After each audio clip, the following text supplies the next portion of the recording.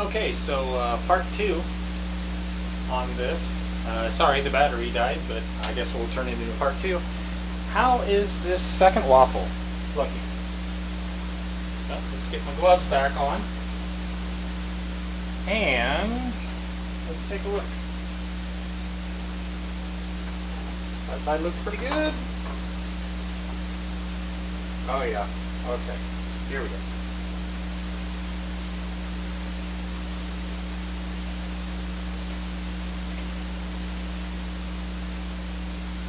Here we go. And it's all personal preference on whether you like yours a little bit fluffier or a little bit more browner and crispy. Oh boy.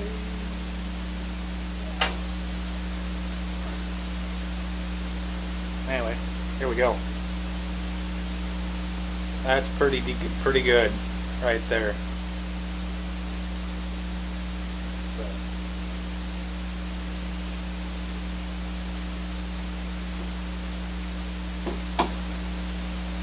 Anywho, we'll flip this over. I'm going to try something a little bit different this time. I'm going to warm up the cooler side back up.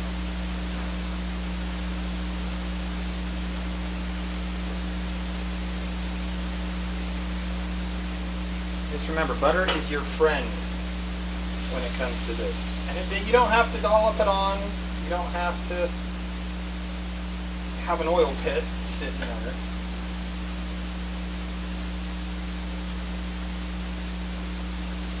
But it does need to be coated. I can't stress that enough. It's got to be coated. Every single time.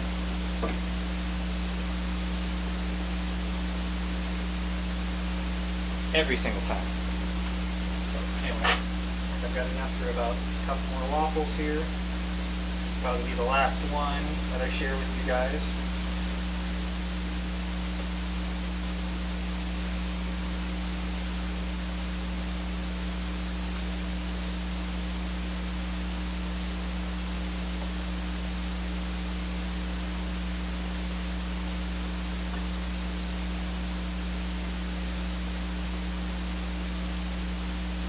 Really want it to fill it up. Really to fill it up. Okay, there we go.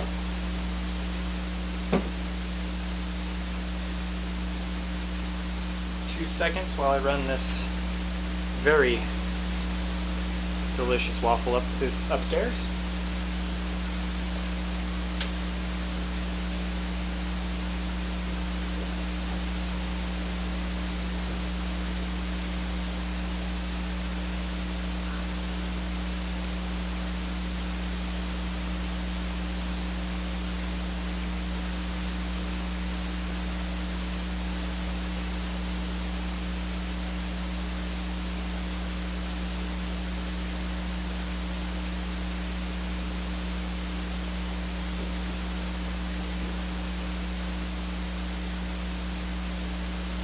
Anyway, sorry about the delay, folks. Sorry, like I said, I hate editing. So, anyway, kids and the wife are upstairs enjoying the first batches. They love it. So, awesome. This is definitely what I'm going to be cooking waffles with for the rest of my life. Anyway, I'll put it that way. We don't have an electric waffle maker or anything. We didn't have anything like that in the house. I just like cast iron. So, let's see.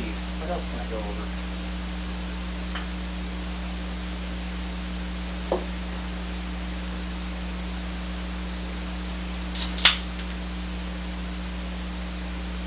It is my day off. Been hitting pretty hard, so this is kind of what I do to relax during the winter time. There's just something about a wood stove. It's just comforting. It's a different feel. Wood heat versus electric or versus gas. It's just, you can't beat it to warm your home. Still pretty sticky. And if you feel that lid and it doesn't feel like it wants to come apart very easily, don't do it. Just you'll rip it apart. It's not cooked enough. It's still in that doughy stage. Yeah, just don't do it. But anyway, looks like we're going to need a little bit more firewood. Like I said, I am not running very big pieces here. Just, again, about that size.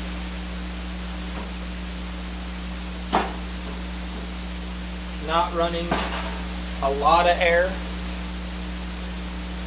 through it.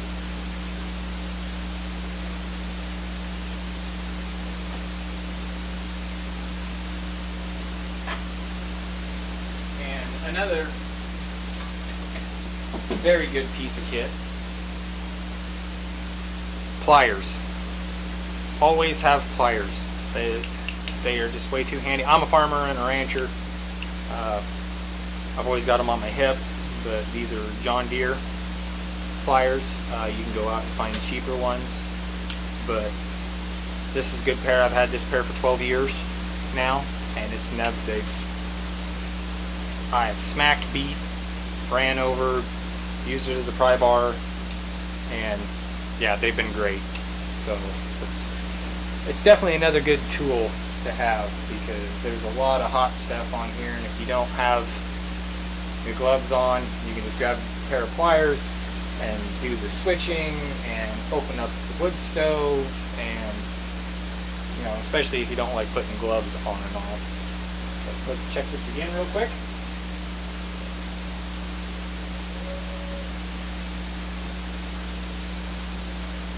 Like I said, if it's separate, if it feels like it wants to separate pretty easy, well, not quite there yet. I think I lost some of my heat. Should have stuck some wood, more wood in there. I think we're going to boost the power up here a little bit. Throw in some more booster rockets.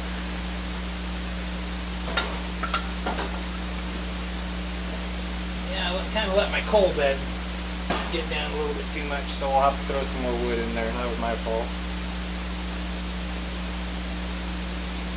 But on the bright side, my oven is just about to the right temperature. Maybe I can start cooking bread in a little bit. But that'll be on a separate video.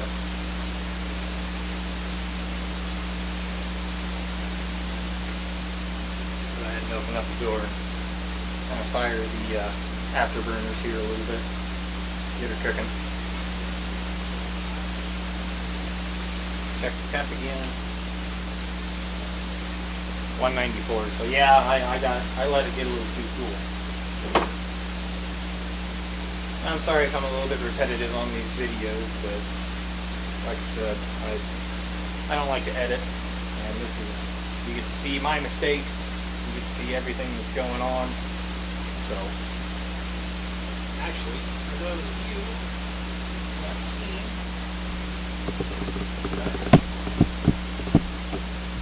this is, like I said before, the Lenortica Rosa Reverse. And this thing, it is absolutely gorgeous with the soapstone sides that are painted, hand-painted red and everything. And there's the oven off to the right. And it does have a full ashtray, so you keep running it, pull the tray out, dump it, put it right back in without having to stop. I have storage down below, right there, clear bottom drawer. I have a warming box. So yeah, it's, like I said, it's been really good. I love it. Okay, let's clamp this down a little bit. Slow everything down to get this good and taut.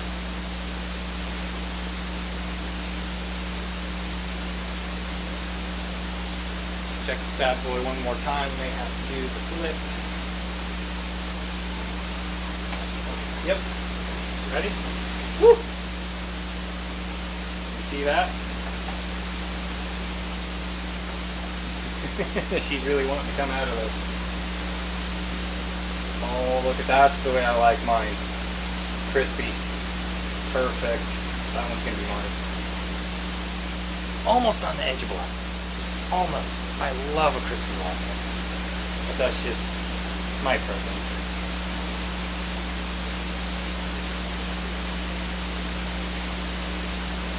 anyway, well, I think this is where we'll end it. Once this comes off of here, we've got a really good fire rolling again. Got some good heat going back up.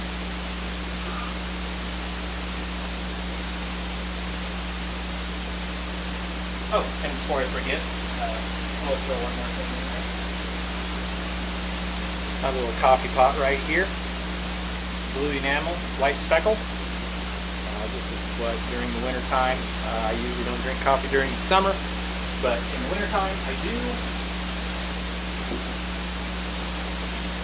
And I remove just one of those eyes, put it on top of there. Rolling boil, throw your coffee in there, and make sure that it's down below the spout.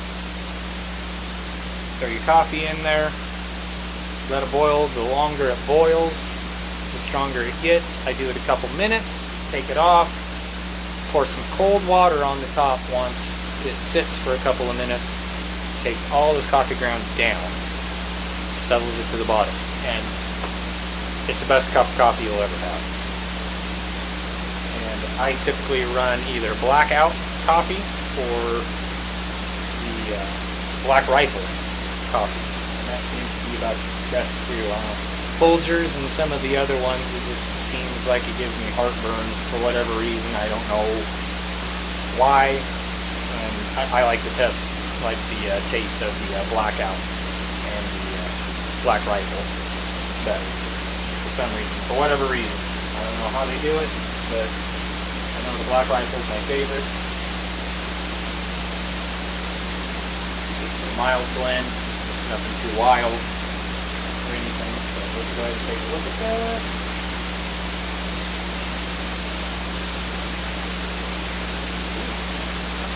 Yeah.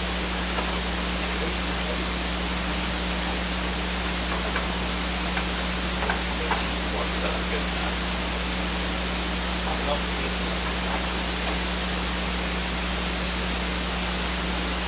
Feels good and crispy. Yeah, that's the thing, if you don't have the temp up high enough, that top side gets too cool, and you roll it over, then it takes it forever to warm the other side up, after it's been cooled clear down. So, that was my fault, letting the firebox get a little too cold.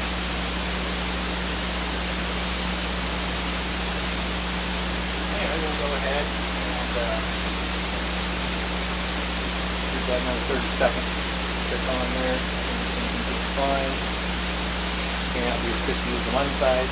Like I said, I'm learning right along with you, trying to figure this thing out. So maybe I should be running a little bit higher. 50 to 375.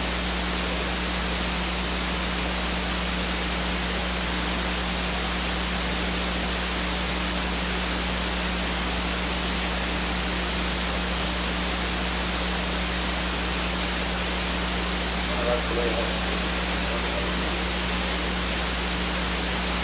Okay, good enough.